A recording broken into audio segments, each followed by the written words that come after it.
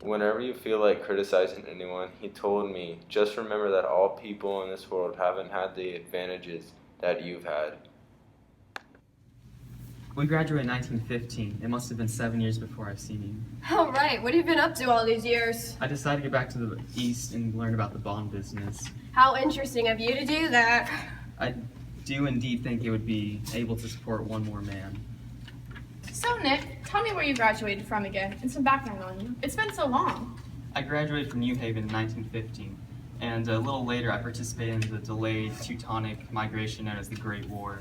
That's great. Where are you living now, and how's the dog? I'm currently living in West Egg, and I had a dog, at least I had one, for a few months until he ran away. An old Dodge, and a Finnish woman who were kind of like dogs, who made my bed even more messy than it was when I woke up. And she made me disgusting breakfast and muttered to herself some Finnish wisdom over the electric stove, which was quite annoying. But they're dead now. I'm very sorry for your loss. My condolences. You must know Gatsby then if you live in West Egg. Yes, I was not alone one night. 50 feet away from my porch, I had a figure emerge and was standing with his hands in his pockets, regarding the silver pepper of the stars. Something in his leisurely movements and his secure position on his feet upon the lawn suggested to me that he was Mr. Gatsby himself.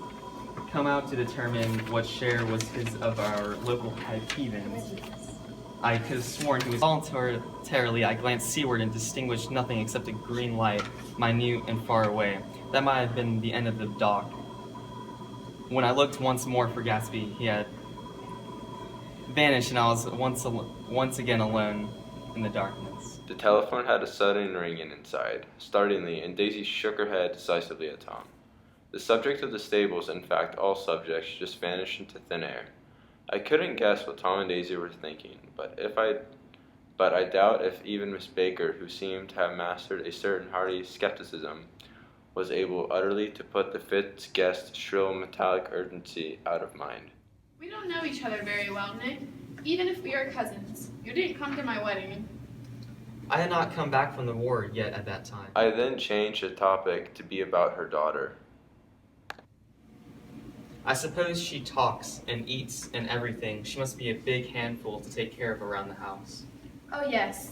Listen, Nick. Let me tell you what I said when she was born. Would you like to hear? Oh, very much so. I'd love to hear. It'll show you how I've gotten to feel about things. Well, she was less than an hour old and Tommy, God knows where. I woke up out of the ether with an abandoned feeling and asked the nurse right away if it was a boy or a girl. She told me it was a girl, so I turned my head and left. All right, I told her, I'm glad it's a girl, and I hope she'll be a fool. That's the best thing a girl can be in this world, a beautiful little fool. So you are the one they call Jordan Baker. Boy. I knew now why her face was familiar. Its pleasing, contemptuous expression had looked out at me from many rotogravure pictures of the sporting life at Asheville and Hot Springs and Palm Beach. Boy, do you know who I am? Remember that crazy party in college? It was such a rager. One for the memories. A little heart-to-heart we had on a beautiful summer's night. Do you remember that one kid named Gatsby we always talked about? I've heard from some people that he might have killed someone during the war. Someone told me that he was a German spy during the war. I knew that from a man who grew up with them. That's impossible because he was in the American Army during the war. So, what do you think About what, may I ask? about that? As a matter of fact, you don't need to bother, as in fact they're real. The books? Yeah, absolutely real. They have pages and everything. I used to think they were cardboard until I pulled up one out and realized, following one of the standard Stoddard lectures, this fellow's right there. Belka. Now, go get back to the party. Your face does seem familiar to me. Were you not in the war? Why, yes. You'd be correct. I was indeed in the 9th Machine Gun Battalion during the war. What infantry were you in during the war times? I was in 7th Infantry during the war times. I knew I'd seen you from somewhere. This is an unusual party for me. I haven't even seen the host. I live over there, and this man, Gatsby, sent over his butler for me. For a moment he looked at me as if he failed to understand. I'm Gatsby. He smiled understandingly, much more than understandingly. It was one of those rare smiles, with a quality and eternal reassurance in it. that you may come across 4 or 5 times in a life.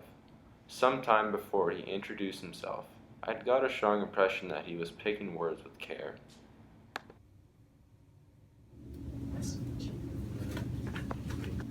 I mean, where is he from and what does he do?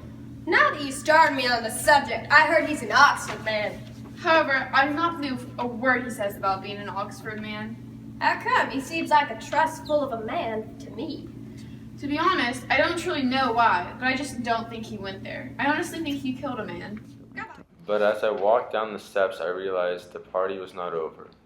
A man in a long duster had dismounted from the wreck and now stood in the middle of the road, looking from the car to the tire and from the tire to the observers in a pleasant, puzzled way.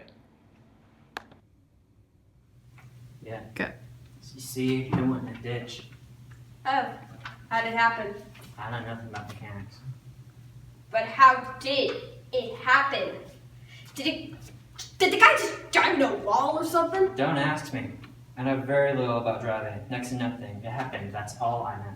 Well, if you're not a good driver, then you shouldn't be on the road driving. But the thing is that I wasn't even trying. Wasn't even trying. Did you want to commit suicide? You're lucky it was just a wheel. A bad driver. And not even trying. You don't understand. There's another man in the car, and he was distracting me. My new job, Uber, depends on driving people around. The night continued on and resolved all matters.